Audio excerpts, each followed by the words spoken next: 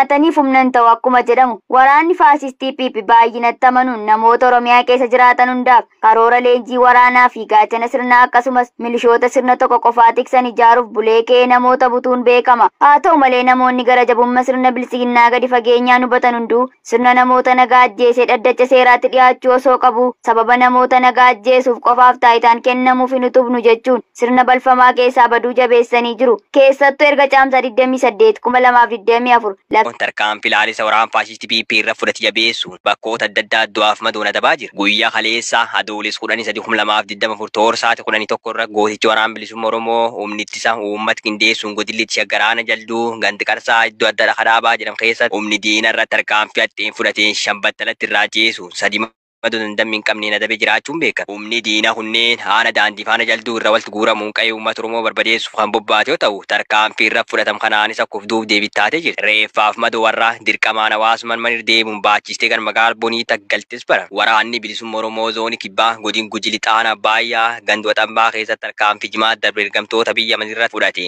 Tokko ajjeesuuf milisha tokko harkaayyoo qabu qawwee haakaamaa tokko sirra hiikan tarkaanfii woboon fudhate jabaatetti fuuf oraa bulaa deebana. Dammi afuriin isiniif dhiyeessaa ani kennaa sabaati. Aqaaliiwwan ilmaan Oromoo irree fi gaachana uummata Oromoo waboo wabii saba isaanii diinagdeen jabeessuuf gumaacha godhan haalan jabeessanii itti fufanii jiru. Haaluma kanaan sabboontonni ilmaan Oromoo jaarmiyaa hawwii bilisummaa irbuu gootota shinniiggaa keessatti gurmaa'anii waboo tumsaa jiran marsaa 13ffaaf qarshii empaayera Itoophiyaa 59,000 fi 300 waboof arjoomaniiti jiru. Itti fufuunis ibsa ejjannoo akeeka fi kaayyoo ABO waboon masakkamnee deeggarsa waboof goonu cimsinee itti fufna olola diina fi fakkeessitoonni jaarmiyaa waboo irratti oofan dura ni dhaabbanna ni balaaleffanna hanga walabummaan Oromiyaa fi bilisummaan Oromoo mirkanaa'utti aarsaa qabsoon gaafattu hunda ni kaffalla jedhaniiti jiru jechuun gabaasa ajajaan olaanaan ABO waboo arraata biyyoolessa Oromiyaa qaqqabsiisaniin beekuun danda'ameera. Waraana bilisummaa Oromootiin labsamee kaasee injifannoo gootichi waraana bilisummaa Oromoo guutuu Oromiyaatti argachaa jiru diinaaf rifaatuu kan ta'e godina Bahaa Wallaggaa Aanaa Giddaa Ayyaanaatti loltoonni bilisiginnaa maqaa gaachana sirnaan waamaman danuun wabootti makamuu maddeen keenya gamasiinuu feeraniiru. Abbootii fi dargaggoonni dirqamaan guuraman kunneenis yeroo ammaa maatii isaaniitti deebi'anii jireenya hawaasummaa jiraachaa akka jiranis itti dabartoonni lukkeeleen bilxiqinnaa impaayaratti of harkaa qabna jechuun akka isaanitti toletti waanumatti fakkaate dubbachuu fi hojjechuun yakkoota garaagaraa uummata Oromoo irratti raawwachaa jiraachuun isaanii ni beekama. Haaluma kanaan godina Iluu Abbaa Booraa Aanaa Daarimuu ganda Gungummii jedhamtu keessatti Adoolessa 10/2024 bulchaan Aanaa Daarimuu daa'ima umuriin isaa waggaa 12 ta'ee fi maqaan isaa Bergeetaachoo jedhamu konkolaataa waraana deddeebisu paatirooliin rukutee miidhaa qaamaa cimaa irraan ga'u yeroo ammaa kanas du'aaf jireenya gidduu jiraachuu maddeen keenya ifoomsan. Akka namni itti dhiyeenyaan beeku tokko jedhutti ganda Gungummii jedhamutti dubartii maqaan ishee Sittiinaa Idris jedhamtu mucaa konkolaataan rukutameef iyyannaa bulchiinsa Aanaa Daarimuu deemtus maaltu si iyyisiisa jechuun rasaasaan rukutee yeroo ammaa kanas miidhaa cimaan irra ga'eera jechuun dararaa ulfaataa kaabinoonni aanaa fi gandaa waliin ta'uun raawwatan ibseera. Godina Qeellam Wallaggaa Aanaa Sayyoo waraanni faasistii Abiyyi Ahmad lafa hawaasa isaa mooraa irratti ijaarratan. Koloneel Abiyyi Ahmad gama danda'an hundaan uummata Oromoo irratti dararaa hamaa akka raawwataniif bobbaafamanii kan jiran ta'uun addatti immoo qote bultoota fi dargaggoota Oromoo irratti xiyyeeffachuun yakka hamaa irratti raawwachaa jira. Haaluma kanaan godina Qeellam Wallaggaa Aanaa Sayyootti loltoonni faashistii Abiyyi Ahmad lafa hawaasaa saamuun mooraa irratti ijaarrachuun ibsameera. Ganda Alakuu Dorgommee jedhamutti loltoonni empaayera Itoophiyaa namoota hedduu humnaan lafa isaanii irraa ari'uun beenyaa lafaa isaanii osoo hin kaffaliniif mooraa godhatanii uummata gandichaa dararaa jiru. Jiraattonnis lafa qotatan dhabanii rakkataa jiraachuu fi boolla mana fincaanii waan hin qabneef midhaan uummata irratti bobba'uun uummanni akka itti hojii hojjetatu dhabanii jiraachuu maddeen ifoomsan. Kana malees guyyaa dheengaddaa jechuun gaafa Adoolessa 12/2024 aanuma Sayyoo ganda Taaboor jedhamutti tiksitoonni barcuma Abiyyi Ahmad kun uummata walga'ii baasanii doorsisuun koreewwan afooshaa gandicha keessa jiran qofatti baasanii leenjiif gaambeella deemna waan ta'eef sangoota binnee akka qalannuuf qarshii 6,600 nuuf kaffaluu qabdu jechuun koree afooshaa doorsisaa ture. Duula filannoo irratti rasaasaan rukutamuu pirezidaantii Yuunaayitid Isteetsi duraanii Doonaald Tiraamp ilaalchisuun Riippaabilikaanota adda duree fi Diimokiraatota adda duree irraa balaaleffannaa kan argate yoo ta'u, haleellaa kanas akka yaalii ajjeechatti fudhatamuun qoratamaa jira. Dhukaasni sanbata kaleessa kun fuula Tiraamp irratti dhiiga kan dhangalaase yoo ta'u, namoota kumaatamaan lakkaaman hiriira magaalaa Baatrar Peensilvaaniyaa keessatti geggeeffame irratti hirmaatan biratti rifaatu hoomeera. Tarkaanfii kanaan yoo xiqqaate daawwataan tokko yoo du'u, namoonni lama ammoo alaamaadhaan madaa'an ga'oonni himaniiru. Dhukaasni kun kan raawwatame erga Tiraamp reefu haasaa isaanii jalqabanii booda ture. Booda irra waltajjii irraa qaamolee nageenya icciitiin marfamanii bu'uun konkolaataa seenan. FBI'n aleella kana yaalii ajjeechaa jechuun dhimmicha qorachuu keessatti adda durummaan akka fudhate ibseera.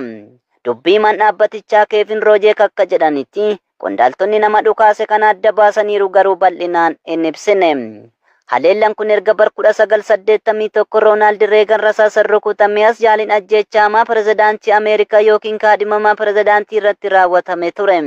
Haala siyaasa gadi fageenyaan walqixateen kan dhufe yoo ta'u, filannoo pirezidaantii geggeeffamuuf ji'a 4 qofaafee fi Tiraamp ifatti Riippaabilikaan jedhamee moggaafamuuf guyyoota dura ture jechuun duulli filannoo kun akka karoorfametti akka itti fufu barameera. Pirezidaantiin Ameerikaa Joo Baayiden aleella kana balaaleffachuutti ariifachuun Ameerikaa keessatti jeequmsi gosa kanaaf bakki hin jiru jedhan. Seneetaroonni fi hooggantoonni gita hojii adda addaa Ameerikaa akkasumas hooggantoonni biyyoota akka Hindii, Biraazil, Jaapanii fi UK gocha kana balaaleffachuun hawwii gaarii pirezidaantii duraanii Doonaald Tiraampiif qaban ibsaniiru jechuun Aljaziiraan gabaaseera. Isaan bilisiginnaa ilmaan Oromoo roga isaaniif danda'ame maraana cuucuu fi mirga sarbuun diinagdeen dadhabsiisuu irratti kan hojjechaa jiran yoo ta'u, addatti ammoo qotee bultoota Oromoo irratti saamicha labsuun guyya guyyaan qarshii gaafatanii darara hamaa raawwataa jiraachuu jiraattonni himan. Haaluma kanaan godina Buunnoo Beddellee aanaa Makkootti caasaan bilisiginnaa kisaaraa diinagdee isaan irra ga'ee dandamachuuf jecha uummata irratti gatii gibiraa dabaluun humnaan dirqisiisanii kaffalchiisaa jiraachuu jiraata. Namni tokko akka jedhutti duraan qarshii 250 kaffala ture, baran ammoo qarshii 4,000 natti muran jechuun jiraataan daldala xiqqaan maatii isaa jiraachisu dubbata. Ana qofas osoo hin taane namoota biroo hunda irratti kaffaltiin gibiraa dabalee jira. Harka qalleessi waan fidee kaffaluu dhabe doorsifamaa jira jechuun dubbata. Qonichatti ergamtoonni bilisiginnaa maqaa kaffaltii gosa adda addaa hawaasa irratti gadi buusuun qarshii saamaa turuun isaanii isiniif gabaasaa turuun keenya ni yaadatama. Godina Wallaggaa giddaa ayyaanaa uummanni humnoota barreen humnaan guuramanii leenjii milisummaa ji'ootaaf fudhachaa turan ganuun waraana bilisummaa Oromoo makamu jabbe. Ashama kabajamtootaa fi jaalatamtoota keenya oduu qabannee isinii dhiyaannee jirra. Oduu waliin hordofaa isiniin jecha. Akkasuma kabajamtootaa fi jaalatamtoota keenya kan daawwachaa jirtan kun waraana mootummaa leenjii fudhatee milishaa mootummaa naannoo Oromiyaa yookaan milishaa gartee naannoo Oromiyaati. Milishaan kun dhiyoo akkanatti leenjii akkanatti gartee heeraa fi seera isaa eegatee akkanatti leenjii gama mootummaa irraa akkanatti bifa kanaan leenjifameetiin gartee bobbaafamee akka yookaan gara waraana bilisummaa Oromootti waraana ABO'tti akka gartee waldhaaniif yookaan gara waraanatti akka bobbaaniif akkanatti bifa kanaan leenji'aniitiin gara mootummaan akkana bobbaasu jira. Akkasiin isiniin kabajamtootaa fi jaalatamtoota keenya yeroo ammaa kana milishaan gariin gartee kasabboonummaa qabu achi keessaa waraana bilisummaa Oromootiin waliin nu obboleeyyanii ka jedhu waliin wal qabatee akkasuma nu waliin waraanuu hin dandeenyu kan jedhu gama waraana bilisummaa Oromootti harka kennataatiin jiran isiniin jecha kabajamtootaa fi jaalatamtoota keenya. Waraanni milishaa naannoo Oromiyaa yookaan waraanni milishaa naannoo gartee hundinuu gara harka kennataatiin jira gara waraana bilisummaa Oromoo ABO'tti. Akkasiin isiniin kabajamtootaa fi jaalatamtoota keenya kan argaa jirtan kun milishaa gartee gara ABO'tti gara sabboontota gartee Oromoo waraana bilisummaa Oromootti harka kennatee waliin gartee waliin qabsaatiin jiru isiniin jecha.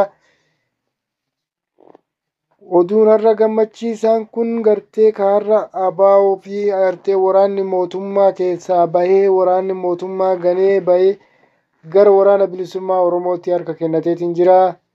Bifa kanaan ka argaatiin jirtan kanaa kun waasumaan ni daawwachiisa. Kabajamtootaa fi jaalatamtoota keenya. Dubbiin kun yoo akkana akka deemu taate gama mootummaatiin waraanni gartee harkaa bahaatiin jira isiniin jecha. Sabboontoti hedduun gartee isaanuma keessaa gama mootummaatiin akkasuma bakka federaalaa akkasuma makalaakaa hunda keessa sabboontoti hedduu baay'inaan jiranii.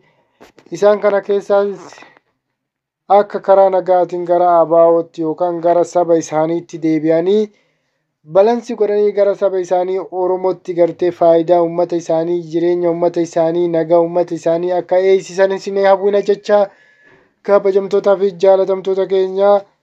Akkasuma warri quuqama sabaa qabanii, warri quuqama gartee sabboonummaa qabanii, warri Oromoo tanarraa dhalatanii gartee sabboonummaa Oromoo qabanii bifa kanaan gartee gara waraana bilisummaa Oromootitti deebi'aatiin jiranii.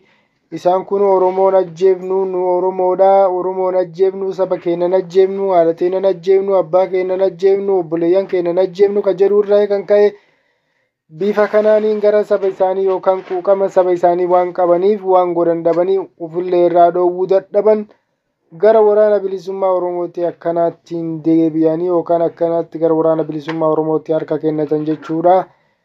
Kabajamtootaa fi jaalatamtoota keenya yeroo ammaa kana waraanni gama mootummaa gara naannoo adda addaa keessa jiranii akkasuma gartee makalaakaa keessa ta'us federaala keessa ta'us sabboonummaa uummataa qabanii gartee quuqama sabaa qabaatanii isaan kamuuyyuu gartee nami Oromoo yookaan poolisa yookaan kamuuyyuu keessatti quuqama saba kanaatiif bira dhaabbachuun dirqama. Gartee saba biraa yookaan ati naannoo biraa yoo ati fudhattee poolisiin kamiyyuu gartee waraanni kamiyyuu gartee saba isaatiif ni dhaabbata, saba isaa mirga ni dhaabbata, rakkoo saba isaanii eegaa. Kan naannoo Oromiyaa garuu naannoo Oromiyaa uummata isaa dararaa garuu waan kan maaliif akkana ta'e ka ajaa'ibaati. Akkasiin isiniin jaa kabajamtootaa fi jaalatamtoota keenya quuqama saba ofii qabaachuun dirqama, sabboonummaa saba ofii qabaachuun dirqama. Biyya ofiitiifis quuqama qabaattee mootummaa kanaafis quuqama qabaachuun dirqama. Garuu haa ta'u uummataan balansi gootee laaluu kan keessiif dirqamsiisa. Saba kana keessaa gabbaatee gartee aangoo feete qabaatu saba kana keessaa gabbaatee bira dhaabbachuun saba kanaa dirqama sitti ta'a. Akkasiin isin jaa kabajamtootaa fi jaalatamtoota keenya gartee guyyaa har'aa kana milishaa yoo xiqqaate milishaa yoo xiqqaate 40-30 ka ga'u gara waraana bilisummaa Oromootti harka kennatee jira. Abaa'ootti gartee obboleeyyan keenyatti harka kennannee gama abaa'oo